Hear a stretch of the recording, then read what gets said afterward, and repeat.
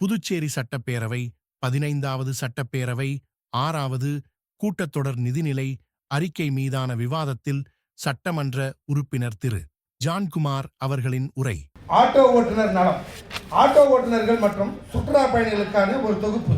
நமது புதுச்சேரி மாநிலத்தில் பல சுற்றுலா பயணிகள் இங்கு வருகை தந்து கொண்டிருக்கிறார்கள். ஆனால் அவர்களின் நலன் கருதி நம் மக்கள் நம்முடைய ஆட்டோ ஓட்டுநர் மக்களை நசுக்குவது சரியாக இருக்காது. ஒரு பக்கம் அரசுக்கு வருமானம் வேண்டும் என்பதில் மாற்று கருத்து இல்லை. ஆனால் அதே சமயம் மக்களுக்கு கூடிய வகையில் நாம் அவர்களுக்கு இவர்கள் வருகையின் மூலம் ஒரு வருமானத்தை ஈட்டி தர வேண்டியது நமது அரசின் கடமையாகும்.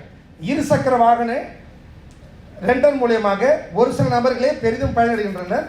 அவர்கள் அரசுக்கு வரியும் செலுத்தவில்லை, போக்குவரத்துக்கு பெரிதும் நெரிசலையும் உண்டு பண்ணுகிறார்கள். இதனால் நமது ஆட்டோ ஓட்டுநர்கள் மிகவும் அல்லல்படுகின்றனர். இதன் மூலம் அவர்களால் சரியான கட்டணத்தை, அரசு கூறும் கட்டணத்தை அவர்களால் நிர்ணயிக்க முடியவில்லை. இந்த இருசக்கர வாகன ரெண்டர் விடும் நபர்கள் மிகவும் சொற்பமானவர்களாக இருக்கிறார்கள்.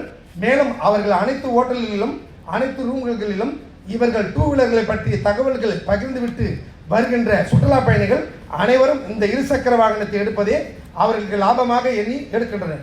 இதன் மூலம் நமது ஆட்டோ ஓட்டுநர்கள் மிகவும் வறுமைக்கு தள்ளப்படுகின்றனர். இதனால் அவர்கள் வேறு வழியின்றி நமது புதுச்சேரி மாநிலத்தில் உள்ள மக்களுக்கு அதிக விலையில் சவாரியை எடுக்கின்றனர்.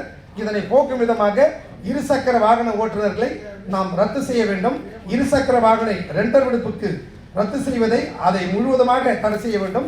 பிறகு ஆட்டோ ஓட்டுநர்களை கொண்டு அரசு ஒரு நியாயமான விலையை நிர்ணயம் செய்ய வேண்டும்.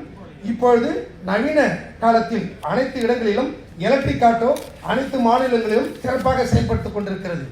ஏன் நமது ஆட்டோ ஓட்டுநர்கள் மகளிர் முன்னேற்றத்துக்காக ஒரு தொகுதிக்கு ஒரு 20 பிங்க் எலக்ட்ரிக் ஆட்டோவை முதல்வர் திட்டத்தின் கீழ் மூலம், அதாவது இதை செய்யலாமே, ஒரு முதல் தவணையாக அரசு செலுத்தி அவர்களுக்கு ஒப்படைத்து மேலும் மேலும் செலுத்த வேண்டிய பாக்கி தொகையை அவர்களே செலுத்துமாறு நாம் கூறினால் நம் மகளிரும் முன்னேற்றம் அடைவார்கள். ஆட்டோ ஓட்டுநர்கள் மத்தியில் அந்த சமமான வசூல் சவாரிக்கு என்று பணம் ஈட்ட ஆரம்பிப்பார்கள். அவர்கள் நலனும் அதிகமாகும், சுற்றுலா பயனாளிகளும் பெரிதும் மகிழ்ச்சி அடைவார்கள். இதை கருத்தில் கொண்டு ஏறத்தாழ ஆட்டோ ஓட்டுநர்கள் குடும்பம் என்று கிட்டத்தட்ட 50,000 மக்கள் இந்த தொழிலை நம்பி நம் புதுச்சேரி மாநிலத்தில் உள்ளனர். அவர்களுக்கென்று நாம் நல்லது செய்ய வேண்டும் என்பதுதான் என்னுடைய தாழ்மையான கருத்து. இதன்